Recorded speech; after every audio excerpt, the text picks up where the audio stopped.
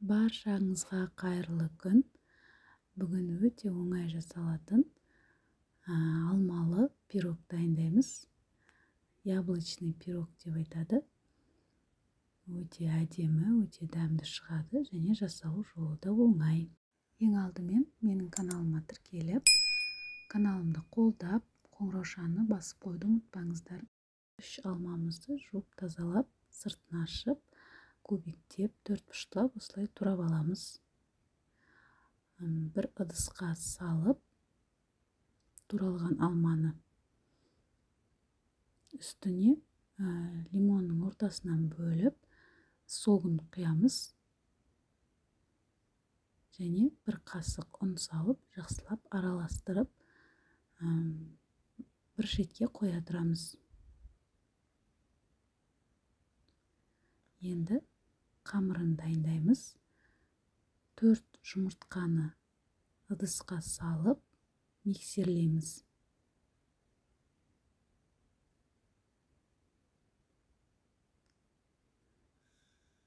Үстіне құмшекерімізді салып, тағы да миксерлейміз.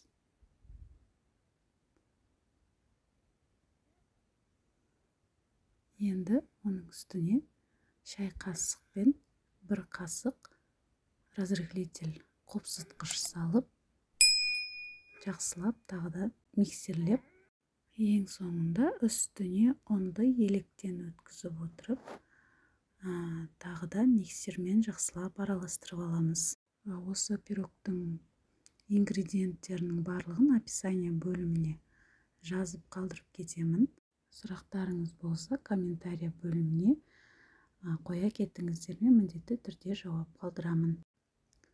Енді тестамыздың үстіне туралған алмамызды осылай салып, жақсылап лопатканың көмегімен араластырамыз. Қасықпен араластырсаңыздар да болады. Описание бөлімінде менің осы уақытқа дейін дайындаған түрлі пирог торттарым рецептері бар. Кіріп, көріп, менімен бірге дайындап көріңіздер. Енді осындай табанымызға фольга немесе пергамент төсеп, осы тестамызды құямыз және жақсылап лопатканың көмегімен осылай жайғастырамыз. 180 градуста 35-40 минутқа пісіріп аламыз. Күнделікті шайға, балаларға жасап берсеңіздер, өте дәмді болады. Міне біздің пирогымыз дайын, өте жұмсақ, жақсы көтерілген. Және бұдан менің табамнан кішірек табаға салып пісірсеңіздер, пирог бұдан да биік болып піседі. Менің каналыма тіркеліп, қоңыраушаны басып қоюды ұмытпаңыздар. Сіздермен бірге болған Гүлнұр Темировна.